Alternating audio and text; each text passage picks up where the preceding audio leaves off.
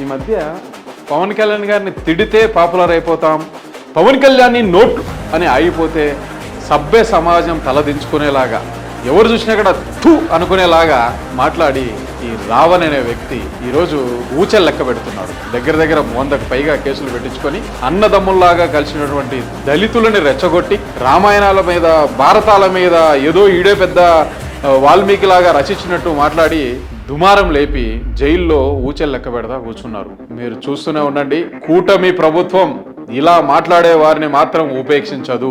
మీరేమి చట్టానికి చుట్టాలు గారు, వెంటాడి వేటాడి నెత్తి మీద కాలేసి తొక్కుతాం కదా, అప్పుడు అర్థమవుతుంది నేనేంటో. ఖచ్చితంగా కూటమి ప్రభుత్వం తన పని తను చేసుకుపోతుంది. కాబట్టి ఇక మీదటైనా ఈ వీడియో చూసే వాళ్ళైనా మర్యాదగా మాట్లాడండి. సభ్యత, సంస్కారం అనేది, మీరు రాజకీయంలో ఉన్నారు, పబ్లిక్ లైఫ్లో ఉన్నారు, ప్రజలు అబ్బా భలే మాట్లాడారా అనేట్టు ఉండాలి. మెచ్చుకోకపోయినా పర్లేదు కానీ తిట్టుకోకుండా ఉండేలా చూసుకోవాలి. తస్మాత్ జాగ్రత్త.